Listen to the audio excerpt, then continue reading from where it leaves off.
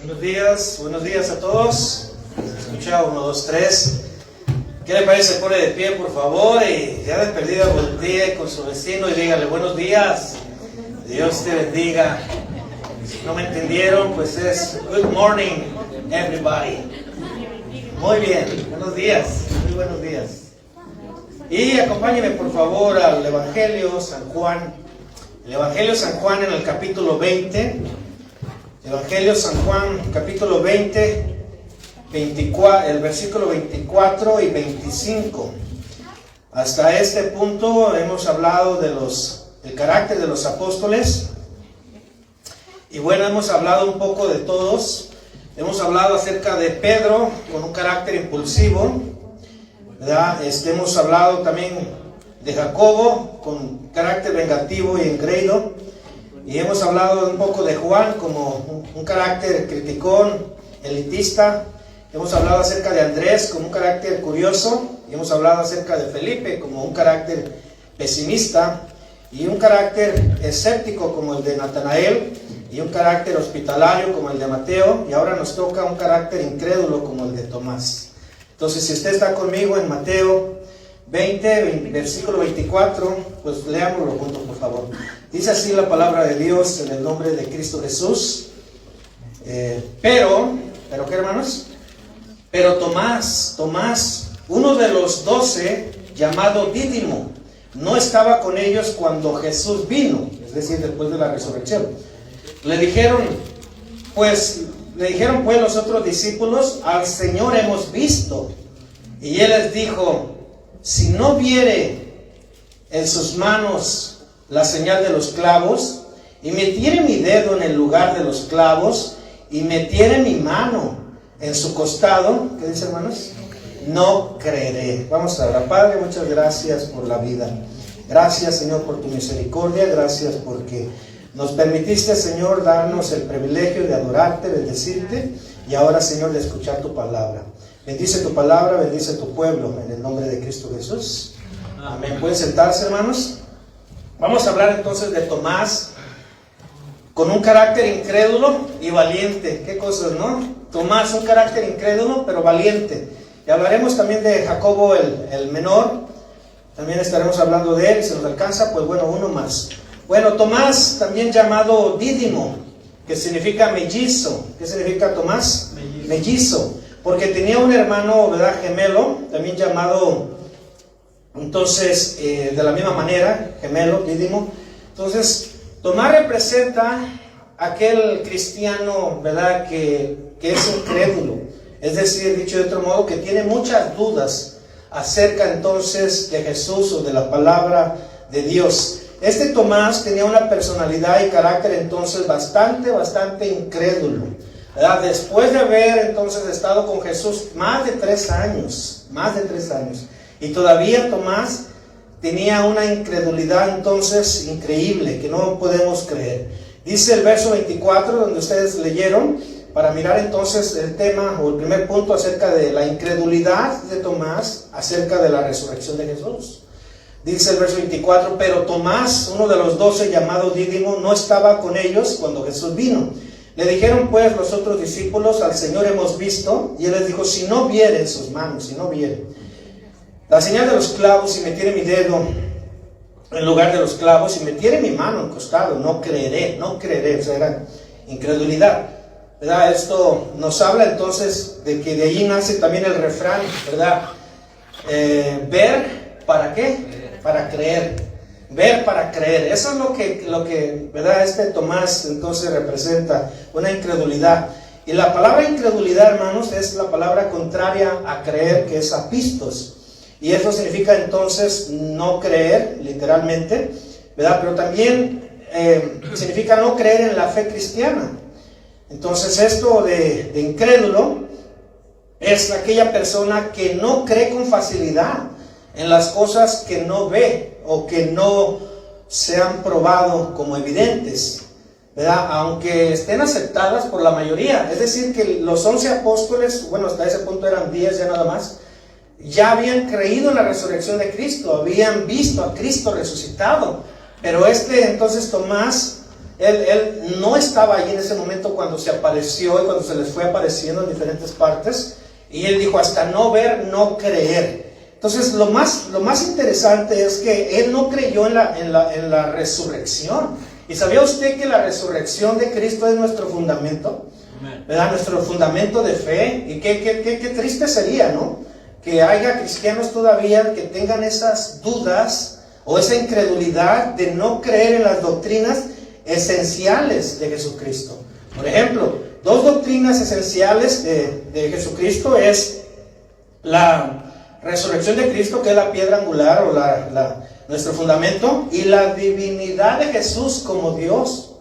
Esas dos doctrinas son fundamentales. Pero déjeme decirle que, por ejemplo, acerca de que Jesús es Dios, todavía hay muchos, miles de personas que se dicen que son cristianos, pero no creen que Jesús es Dios. ¿Usted cree que Jesús es Dios? Amén. ¿Usted cree en la divinidad de Jesús? Amén. ¿Verdad? Entonces, aquí en este caso, Tomás, si no hay resurrección, entonces Jesús no es divino. Ese era el pensamiento de Tomás. Y todavía hay muchos. Por ejemplo, los testigos de Jehová, ¿qué decir, verdad? Para no ir muy lejos. No creen que Jesús es Dios. Los testigos de Jehová dicen que Él es otro profeta interesante. Sí, hijo de Dios, pero no es Dios. Entonces le restan mucha divinidad. Y es un pecado restarle la divinidad a Jesús.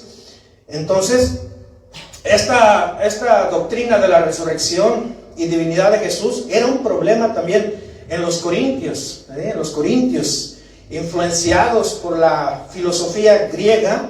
Entonces, ellos dudaban también de la resurrección y dudaban también entonces de la divinidad de Cristo. Dice 2 Corintios 4:4, se lo leo en Dios habla hoy.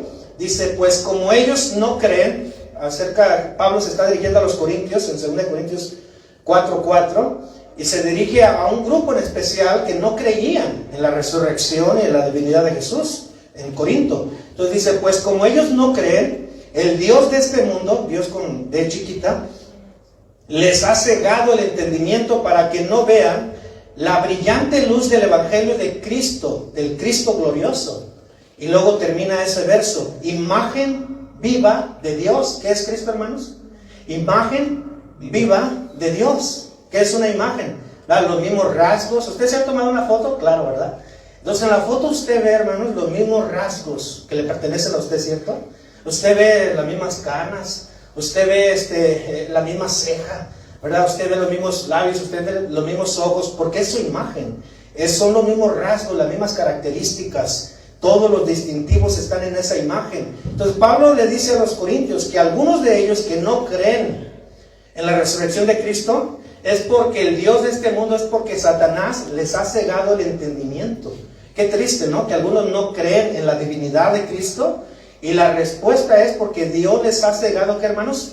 El entendimiento. Dios, ¿verdad? El Dios de este mundo, o sea, Satanás, les ha cegado el entendimiento para que no vean la brillante luz del Evangelio. ¿En qué consiste el Evangelio? ¿Usted sabe qué es el Evangelio?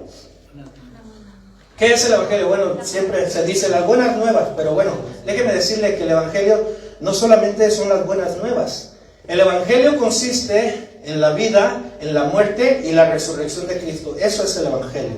La vida, la muerte y resurrección de Cristo. Si alguien le pregunta a usted, ¿qué es el Evangelio? Bueno, se trata de que anuncia la vida, de que anuncia la muerte de Cristo y anuncia la resurrección de Cristo. Eso es el Evangelio. Eso es en lo que no estaba creyendo Tomás. En el glorioso Evangelio, ¿verdad?, de Cristo, que tiene el propósito de anunciar su muerte, su resurrección, y sin olvidar su divinidad de Jesús como Dios. Dice el verso 26, si usted está en Juan 20, verso 26, para mirar cómo unos cuantos días después de que Tomás no creyó, se le aparece Jesús y dice, 8 días después, estaban otra vez sus discípulos dentro, y con ellos, ¿quién, hermanos? Tomás. Llegó Jesús, escuche esto, estando las puertas cerradas, y se puso en medio del medio y les dijo, paz a vosotros. ¿Qué es lo que estamos viendo en ese verso? Bueno, dice que estaban las puertas cerradas. Imagínese usted, ¿verdad?, que a mis espaldas están todo cerrado y Jesús entra literalmente sobre la pared. Aquí Jesús está entrando literalmente atravesando una puerta, sin abrir la puerta. ¿Qué nos dice eso? Nos habla de la divinidad de Jesús, ¿cierto? ¿Quién de ustedes, verdad, puede hacer eso? Traspasar una puerta estando cerrada. Nadie. Porque Jesús es divino, Jesús es Dios. Él entonces tiene, ¿verdad?, esa capacidad, entonces, de aparecer como se le apareció a ellos, estando las puertas cerradas. Y como sabía Jesús que se iban a asustar en ese momento que entra, imagínate, ¿no? Que veas tú a Jesús entrando por una puerta, literalmente, sin abrirla. Entonces, por eso es que les dice, pasa vosotros, tranquilos, no se asusten, no se alarmen, ¿verdad? Entonces les da una muestra de la divinidad de que Él es Dios. Y dice el verso 27, léelo conmigo.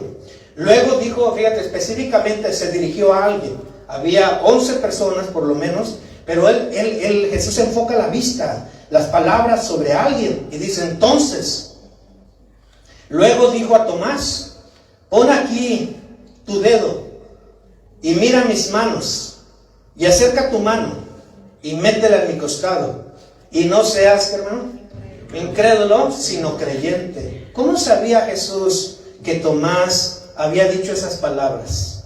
Hasta que no vea, ¿verdad?, hasta que no meta mis dedos. ¿Cómo sabía Jesús? Ahí está otra muestra de qué, hermanos, de la omnisciencia de Jesús y la omnipresencia, que Él está en todas partes viendo, ¿verdad? Entonces vemos qué tremendo, ¿no? O sea, Jesús, la divinidad de Jesús, le dice entonces, le aclara entonces, ¿verdad?, las dudas o la incredulidad a Tomás, y le dice, no seas incrédulo, sino creyente. Entonces Tomás, verso 28, entonces Tomás respondió y le dijo, Señor, lea conmigo por favor la otra frase, Señor mío y Dios mío. Qué tremendo, ¿no? Pero así con exclamación, Señor mío y Dios mío. Y algunos todavía dudan de que Jesús es Dios. Y Tomás claramente tiene la revelación y se le queda viendo a Jesús y le dice, Señor, curios, ¿verdad?, amo mío, dueño mío. Y termina diciendo, y Dios mío. ¿Para cuántos de ustedes Jesús es Dios? Amén. ¿Verdad? Y Dios mío. O sea, ¿cómo leen este verso entonces los testigos de Jehová? ¿Cómo leen este verso entonces muchos de los que se dicen ser cristianos, pero no le atribuyen divinidad a Jesús? Y no le atribuyen de que Jesús es Dios, ¿verdad? Y Tomás el incrédulo entonces dice, Señor mío y Dios mío. Jesús le dijo, verso 29, porque me has visto, Tomás, ¿creíste? Bienaventurados los que no vieron y creyeron. Jesús sabía, hermanos, que otros no iban a mirar los huecos de los clavos en sus manos, en sus pies, ni tampoco, ¿verdad?, el hueco entonces de la lanza que atravesó a Jesús, como tú y como yo, que no los vimos literalmente, pero creímos. Y nosotros somos bienaventurados, porque no vimos literalmente sus huecos, pero creímos, hermano. ¿Verdad? Hemos creído que Él es el Señor nuestro. Hemos creído que Él es Dios, ¿cierto? Entonces, Señor mío y Dios mío, por fin entonces llegó el momento en que Tomás acepta y cree la resurrección y divinidad de Jesús. He conocido a algunos hermanos ya cristianos que salieron de testigos de Jehová, que también estaban como Tomás. Y llegó un momento que reconocieron entonces la divinidad de Jesús, de reconocerlo como Dios, que Él es la misma imagen gloriosa de Dios. Él es lo mismo. Entonces, ¿cómo leen los testigos de Jehová estos versos? ¿Cómo lo leerían? Entonces, donde claramente dice Señor mío y Dios mío, entonces todo aquel que se dice ser cristiano debe estar persuadido, ¿verdad?, convencido de la divinidad y de la resurrección de Jesús. ¿Cuántos dicen amén? ¿Verdad? Hasta ahorita el precursor de la religión budista, ahí sigue enterrado, ¿verdad? Y cualquier líder religioso sigue enterrado, pero Jesús, hermanos, vive. Pero Jesús sigue vivo. Él está sentado a la diestra de Dios, intercediendo por su iglesia, intercediendo por nosotros, ¿verdad? Aquel que murió y resucitó, hermanos, también vendrá otra vez, ¿verdad? Él es Jesús. Entonces, vamos a 1 Corintios 15:13 para mirar cómo Pablo, ¿verdad?, argumenta a favor de la resurrección, algo que Tomás negaba, y cómo Pablo nos deja ver claramente la importancia de la resurrección, aquello que Tomás negó alguna vez.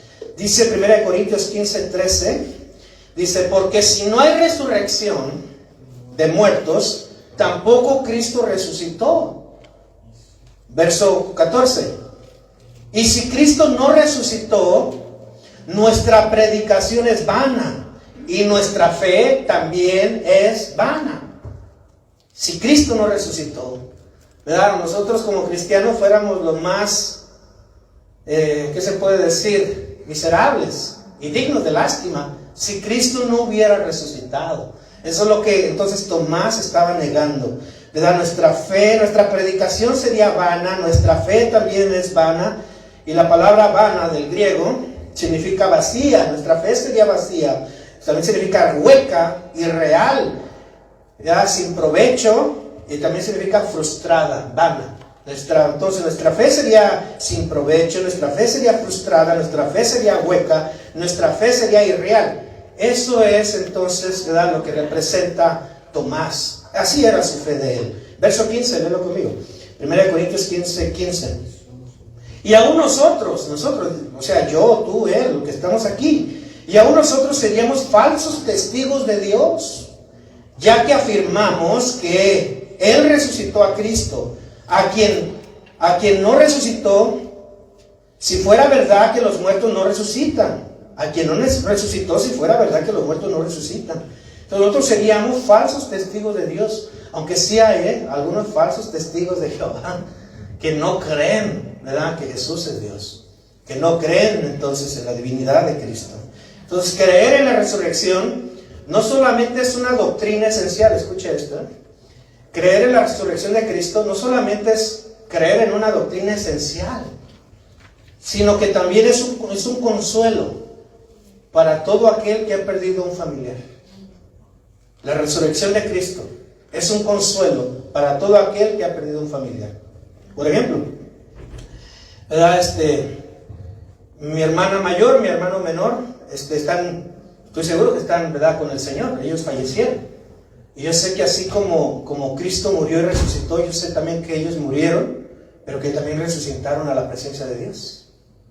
Entonces es una consolación, no solamente una doctrina importante, sino también es una consolación, ¿verdad? Cuando un familiar de nosotros se ausencia de nosotros, se va a la presencia de Dios, pero sabemos que su espíritu resucitó, o sea, fue levantado a la presencia de Dios. Por eso es que Génesis dice, el cuerpo pues vuelve a la tierra, porque de la tierra fue tomado, pero el espíritu vuelve a Dios, ¿verdad? El cuerpo entonces vuelve a la tierra, pero el espíritu vuelve a Dios. Ahora, con esto que pasó, un noticiero de los medios de comunicación dijo, o anunció su noticia de esta manera, lo sucedido en Texas, Uvalde, Texas. Dijo, fue una masacre a la inocencia. Y sí es cierto, ¿verdad? Fue una masacre a la inocencia lo que sucedió en Uvalde, Texas. Que la mayoría de los 19 niños eran menores de 10 años. Realmente y literalmente fue una masacre a la inocencia. Pero a mí lo que me consuela, porque he visto fallecer a varios niños, he estado con ellos en el hospital antes de fallecer. Dios me ha hecho ver cuando ya se los va a llevar. Me ha tocado ver eso con 2 niños.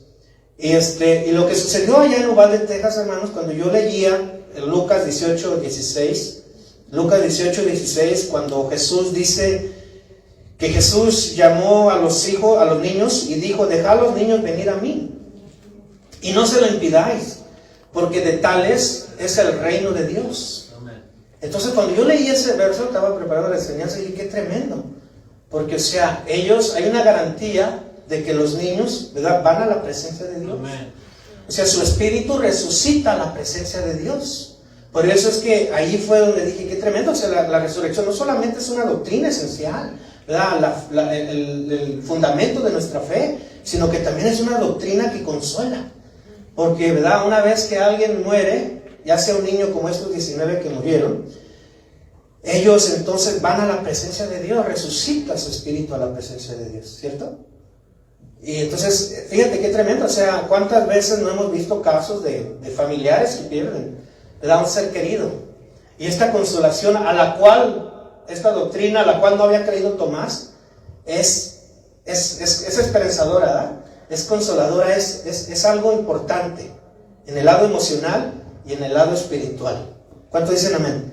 Entonces, que Dios, hermano, fortalezca, ¿verdad? Y le dé paz a todas esas familias que perdieron a un niño, porque sin duda están en la presencia de Dios. Entonces, nunca debemos dudar, hermanos, del poder y de las promesas de Dios que están expresadas en la palabra de Dios. Tomás había visto cientos de milagros por más de 3 años estando con Jesús. Escucha esto. Había visto cientos de milagros por más de 3 años que había estado siguiendo a Jesús, discipulado por Jesús. Pero, ¿por qué no habría de creer que Cristo había resucitado? ¿Por qué? Esa es la pregunta, ¿no? Si ya él había visto muerto resucitar. Él miró a Lázaro resucitar, ¿sabía usted?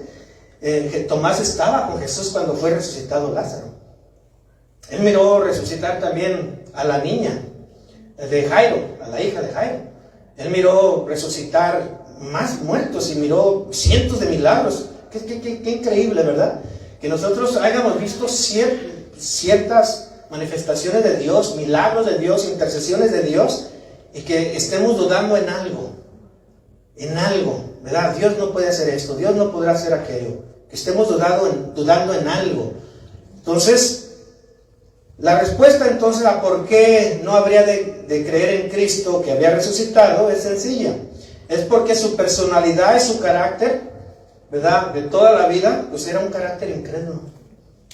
Y muchas de las veces así hay gente, ¿verdad?, que no creen que Dios puede hacer algo. Su personalidad es incrédula, ¿verdad? Es una personalidad, un carácter incrédulo. Y nosotros estamos llamados, hermanos, a un nuevo carácter. ¿Cuántos dicen amén?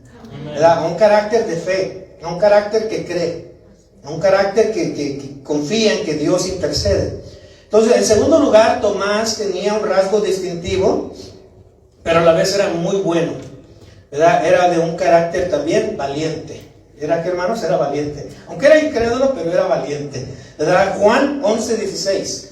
En Juan 11:16 vemos también ahí la valentía entonces de Tomás. Dice lo siguiente, Juan 11:16. Tomás, al que llamaban el gemelo, dijo a los otros discípulos: vayamos también nosotros para morir con él. Ahora, el contexto es para morir con Jesús. Qué tremendo, ¿no? Que nosotros tengamos... El hermano Wafre decía al comienzo que todavía nos falta mucho, ¿verdad? Come porque el largo camino te espera. Que la vida cristiana todavía nos falta mucho. Pero aquí Tomás está tomando una actitud así de que, bueno, nosotros decidimos seguir a Jesús, ¿verdad? Porque el contexto habla de Jesús. Pues bueno, también vayamos, les dice a los otros discípulos, vayamos también nosotros para morir con él. O sea, hay que seguirlo hasta la muerte. Hay que seguirlo a Jesús hasta morir con él. Eso es valentía. Cuéntense la mente. ¿Verdad? ¿Por qué? Porque dice en Apocalipsis, hermanos, que los que no entrarán al reino de Dios, en primer lugar lo encabezan los cobardes, en segundo lugar los incrédulos, ¿cierto? Entonces aquí Tomás ya tomó otra actitud, otro carácter de valentía. Vamos hasta morir con Jesús, ¿verdad? Entonces, y ya también otro carácter de creer, de creyente, como Jesús le recomendó. Sé pues creyente y no incrédulo.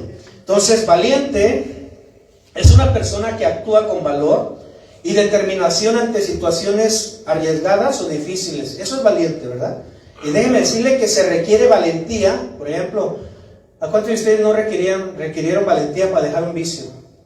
¿Verdad? Se requiere valentía también para seguir avanzando ante momentos difíciles, ¿verdad? Se requiere valentía. Se requiere valentía para cambiar a un mejor carácter, ¿cierto o no? Se requiere valentía para ser una madre o un buen padre, una buena madre o un buen padre. Se requiere valentía. Se requiere valentía para buscar más de Dios y menos del mundo, ¿cierto? Se requiere valentía para seguir a Jesús. Es lo que vemos con Tomás acá, hasta la muerte. Sigámoslo pues para morir con él. Se requiere valentía para seguir y obedecer a Cristo. Se requiere valentía, ¿verdad? Para andar en el mundo es fácil, pero para seguir a Jesús se requiere valentía. Por eso es que entonces el Evangelio de Mateo dice: el reino de los cielos sufre violencia, pero solamente los violentos, los valientes, ¿qué, hermanos? Lo arrebatan, ¿verdad? Entonces, sin embargo, a pesar de que Tomás fue un hombre de carácter incrédulo, tuvo sus encuentros poderosos con Jesús. ¿Por qué? Porque fue un líder valiente, ¿verdad? En Juan, no quiero que vaya, pero en Juan 21:2-7 fue testigo de la pesca milagrosa. Eso estuvo tremendo. Estuvo con los demás apóstoles en el aposento alto de Jerusalén después de la ascensión de Jesucristo, está en Hechos 1:13. Y de acuerdo con la tradición, Tomás predicó el evangelio en Partia y también en la India, ¿verdad? Ahí finalmente en la India Tomás muere valientemente atravesado por una lanza, en lo que él no había creído, ¿verdad? Que hasta que no vea el hueco de la lanza y meta yo mis dedos, así murió también Tomás, ¿verdad? Atravesado entonces por una lanza. Entonces, ¿cuál es la lección que aprendemos con Tomás? Que debemos vencer con valentía todas las dudas que no nos permiten ir más allá en nuestra vida cristiana.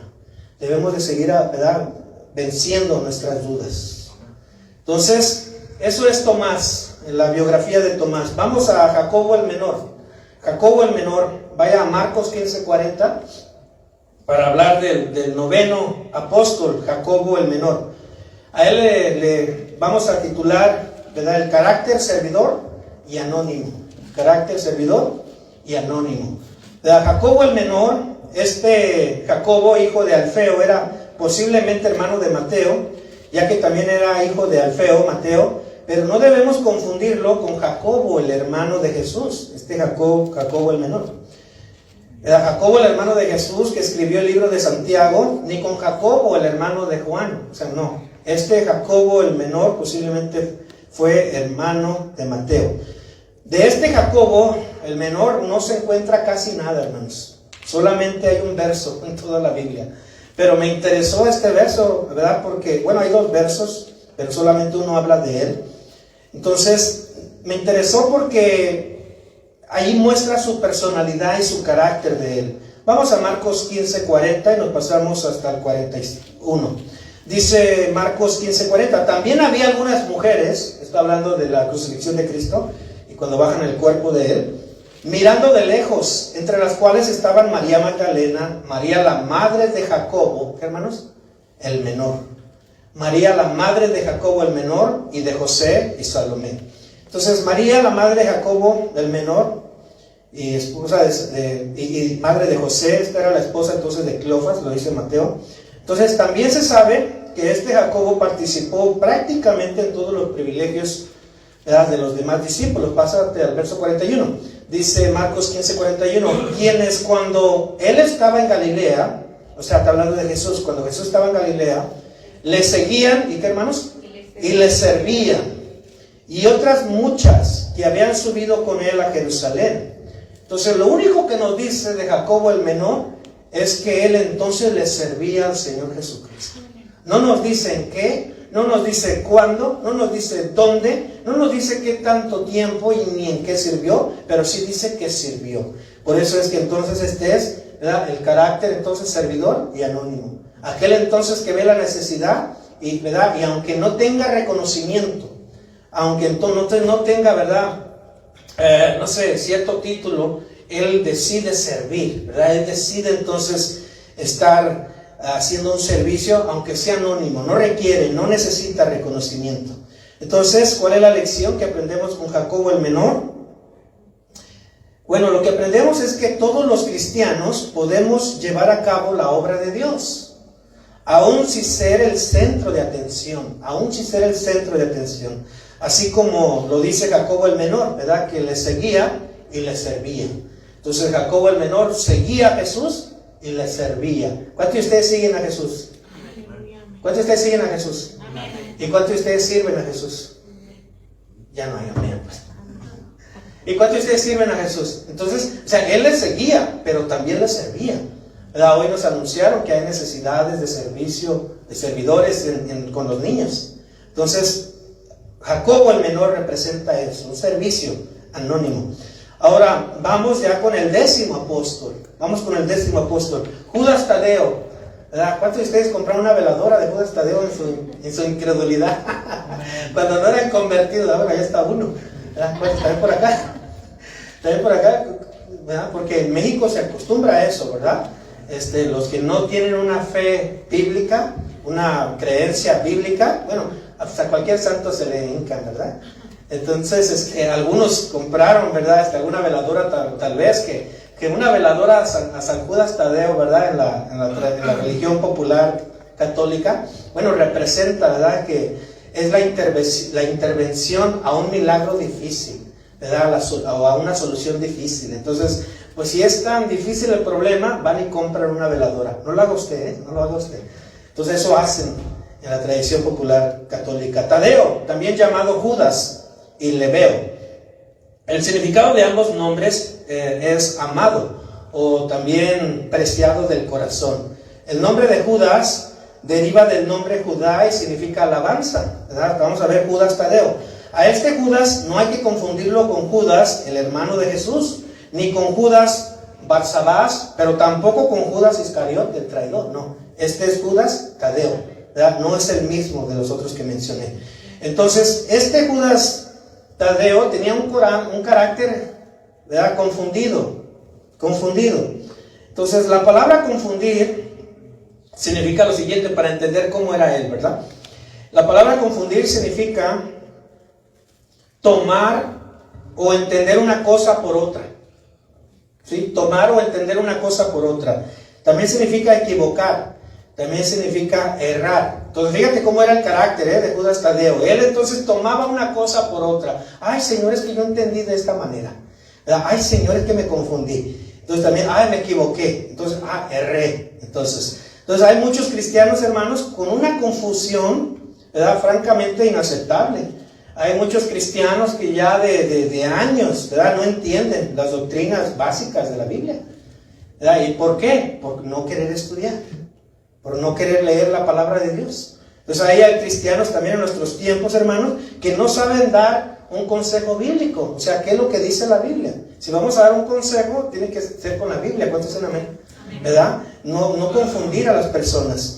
No saben distinguir también muchos creyentes entre la sana doctrina y las falsas enseñanzas de la prosperidad. Hay muchos que creen que son creyentes, ¿verdad? Y andan ahí en la confesión positiva.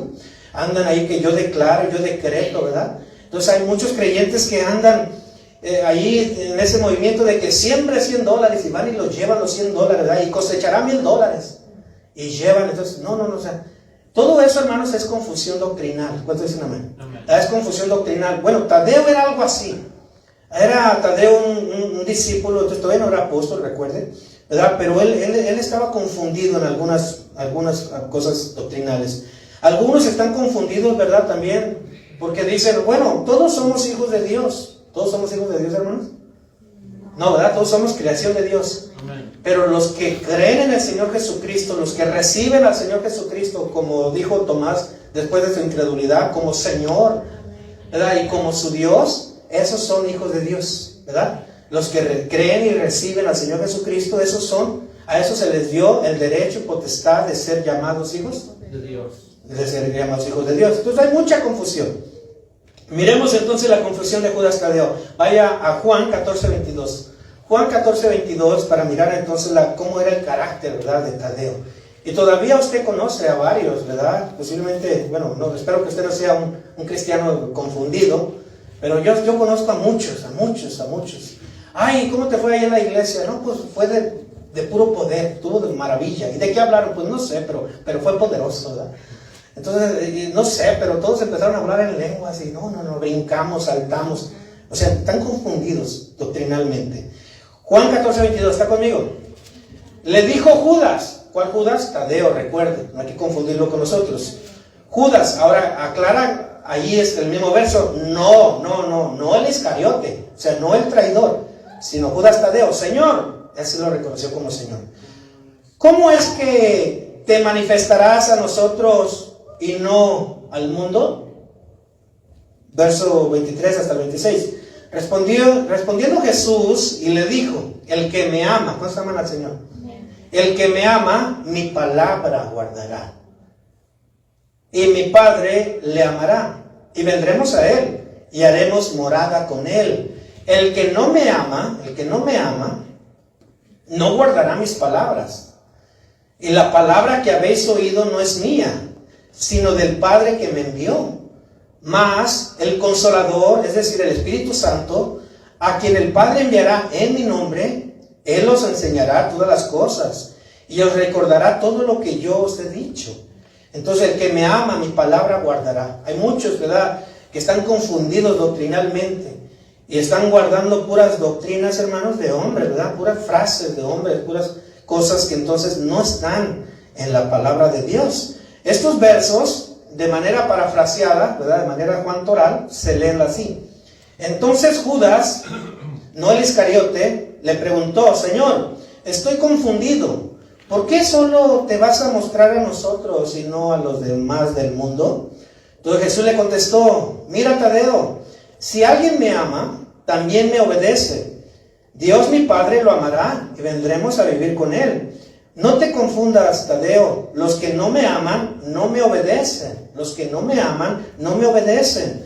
Tadeo, debes saber esto también. El Espíritu Santo vendrá y los ayudará porque el Padre lo enviará para tomar mi lugar. El Espíritu Santo les enseñará todas las cosas y les recordará lo que les he enseñado. Entonces, ¿verdad?, ahí la confusión de Tadeo era: ¿por qué solo te vas a mostrar a nosotros y no a los demás? ¿Verdad? Algunos dicen: ¿verdad?, yo hablo con Dios,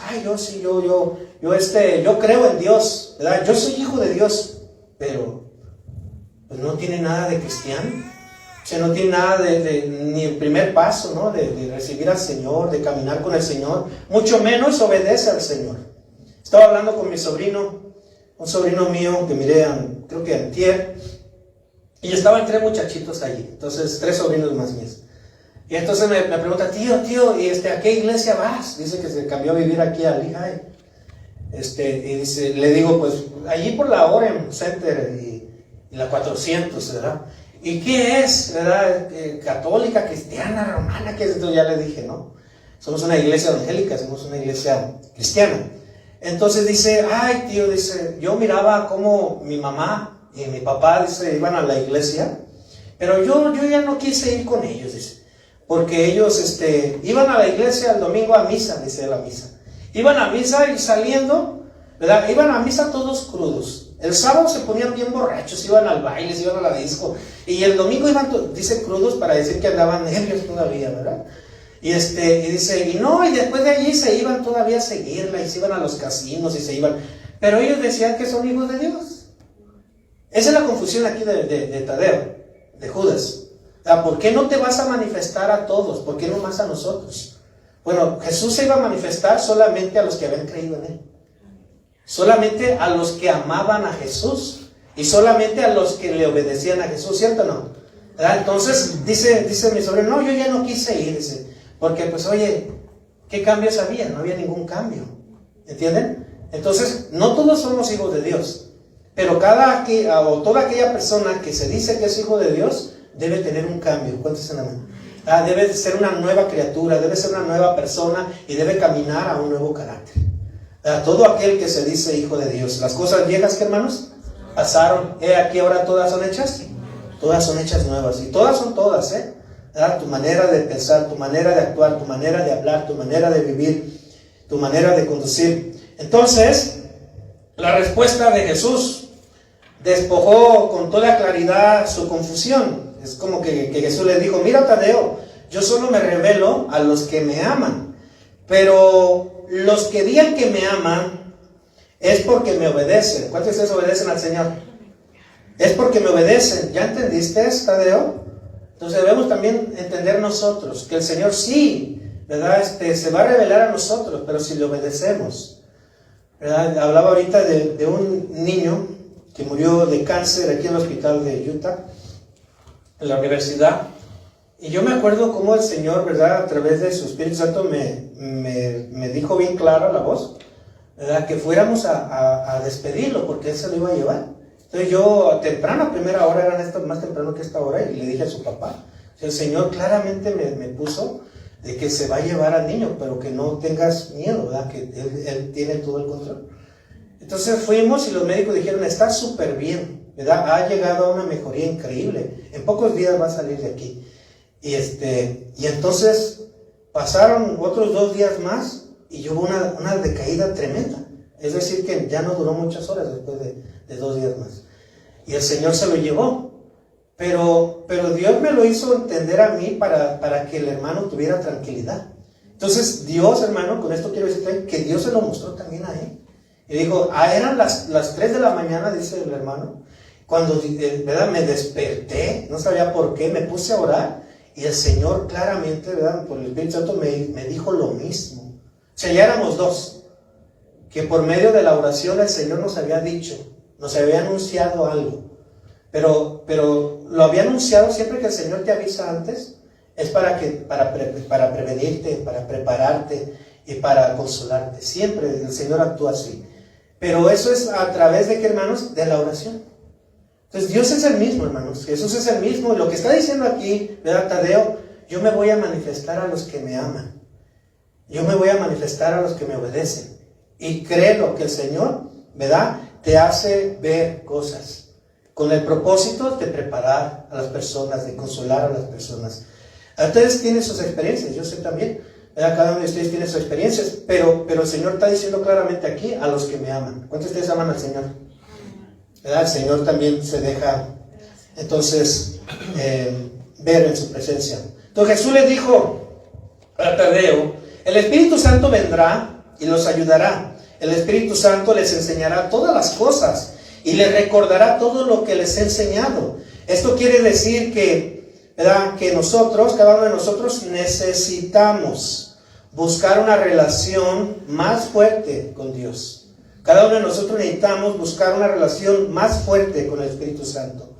Y a través de esa relación, ¿verdad? Dios disipará toda confusión que exista en nuestras cabezas, ¿verdad? Si en algún momento te sientes, que ya tu cabecita ya no puede, porque a veces así pasa, ¿verdad? Hay una situación donde la cabeza quiere explotar, ¿verdad? Donde la mente no está bien balanceada. En ese momento, entonces, ¿qué tenemos que hacer, hermanos? Buscar la presencia de Dios, ¿verdad? Buscar la relación con el Espíritu Santo, y el Señor disipa toda duda. Disipa toda duda. Entonces, eso es lo que Jesús le anunció a Tadeo. Vendrá el Espíritu Santo. Él les va, ¿verdad?, a hacer recordar todo lo que yo ya les dije. Va a disipar todas las dudas que ustedes tienen. Entonces, un cristiano que no tiene una relación estrecha con Dios, por medio de meditar en su palabra y la comunión con el Espíritu Santo, es un cristiano confundido. ¿Verdad?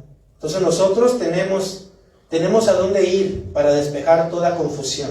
Tenemos a dónde ir para despejar entonces, ¿verdad?, cualquier cosa entonces que no nos queda clara. ¿Cuántos dicen amén? ¿Verdad? Entonces, conclusión. ¿Cuál es la lección que aprendemos con Tadeo?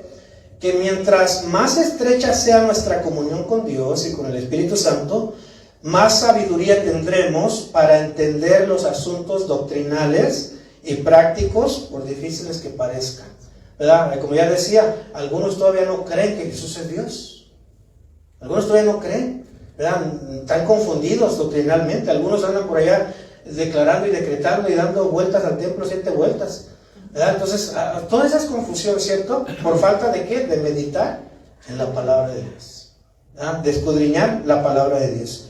Entonces, que Dios nos ayude, hermanos, a quitar cualquier incredulidad y que nos dé valentía como a Tomás. Que seamos personas que sirvan a los demás, aunque no seamos reconocidos, como Jacobo el menor. Y que meditemos más en la palabra de Dios para quitar toda confusión y error doctrinal en nuestra vida cristiana. ¿Cuánto dicen amén? Póngase de pie. Y cualquier confusión, ¿verdad? El Señor nos ayuda. Vamos a darle gracias. Señor, muchas gracias por tu palabra. Gracias, Señor, por cada uno de mis hermanos, hermanas. Señor, gracias por la vida de cada uno de los apóstoles, Señor, que hemos visto. Pedro como impulsivo, Señor, pero tú lo cambiaste, tú lo llamaste a un nuevo carácter, Señor, y lo hiciste más dócil. Señor, un poco de todo hemos visto. Jacobo, un poco vengativo, engreído y egoísta. Así éramos también nosotros, Señor, pero tú nos estás cambiando a un nuevo carácter. Juan, un elitista y criticón, pero tú lo cambiaste, Señor. Andrés, un discípulo curioso. Señor, Felipe, un discípulo pesimista, pero tú lo cambiaste. Natanael era escéptico, pero tú lo cambiaste. Mateo era hospitalario, Señor, que podamos ser hospitalarios. Tomás era incrédulo. Tadeo era confundido. Y Señor, gracias porque a través de ellos podemos aprender también nosotros. Señor, en este momento, Señor, te damos gracias por la vida y te damos gracias, Señor, por Jesucristo, Señor. Y al mismo tiempo ponemos en tus manos a cada una de las madres, los padres y familiares afectados, Señor, en Uvalde, Texas, Señor. Señor, tómalos en tus manos, tómalos en tus manos. Señor, que cuando ellos escuchen de la doctrina de la resurrección y de que los niños, Señor, te pertenecen, pues de ellos es el reino de los cielos, ellos puedan tener una consolación, Señor, de que entiendan, Señor, y puedan comprender, quitar toda duda y entender realmente que todos, Señor, resucitaremos. Todos aquellos que han creído en ti, Señor, resucitarán a vida eterna por medio de Jesucristo, Señor. Señor, consuela los corazones de todo familiar, de todo amigo, de todo conocido, Señor, de esos niños. En el nombre de Jesús, Señor, oramos por ellos. Y Señor, que ellos puedan, como ya decíamos, descansar en la doctrina de la resurrección, porque no solamente es nuestro fundamento de fe, sino también es un consuelo a nuestra vida, Señor, por aquellas personas que se han ido a tu presencia, por aquellas personas, Señor, que aún nosotros o algunas de las personas dudan de que son salvas, Señor. Ponles con claridad a cada uno de los creyentes que nosotros no somos dignos de decir quién es salvo y quién no es salvo, Señor. Nos llevaremos muchas sorpresas en ese lugar, pues a veces pensamos que los que vivieron una mala vida no serán salvos, pero no hemos visto, Señor, el final, su último segundo de su vida, si tu misericordia, Señor, se expresó hacia ellos. Guárdanos, Señor, de decir algo que no podemos decir, Señor. Y enséñanos, Señor, a confiar y descansar, Señor, en la doctrina de la resurrección, Señor. De pensar y de creer, Señor, que aún aquellos que pensamos nosotros que no creyeron en ti, Señor, los podemos mirar un día. Señor, muchas gracias, porque eso nos traerá descanso, Señor, a nuestra mente. Nos disipará toda confusión, Señor. Pero lo que sí es cierto, Señor, que mientras estemos vivos, hay esperanza, Señor. Y que todo aquel, Señor, que no te ha recibido, tiene, Señor, la esperanza de la vida eterna, Señor, por medio de aceptar a Cristo como su Señor y su Salvador, Señor. Permita, Señor, que aquellos que mirarán, Señor, esta enseñanza, esta oración, puedan aceptarte, Señor, como su suficiente y único Salvador, Señor. Que puedan confesar sus pecados y que puedan, Señor, de alguna manera también, Señor, declarar y decir que tú eres el Señor, que tú eres quien perdona sus pecados y los echas, Señor, a lo profundo de la mar, y que tú eres el que les puedes dar la salvación, pues tú eres el único camino, Señor, al cielo. Muchas gracias porque nos has dado salvación, y gracias porque seguirás dando, Señor, de tu salvación a todo aquel que confiese tu nombre, Señor. Muchas gracias por todo, por este momento. Descansamos en ti, Señor, y sobre ti echamos toda ansiedad que tengamos, Señor, en ti se disipa. En el nombre de Jesús, llévanos con bien a nuestros hogares. Amén. Contesten amén. Que Dios los bendiga, hermanos. Que aprendamos más de los apóstoles. ¿Está bien, hermanos?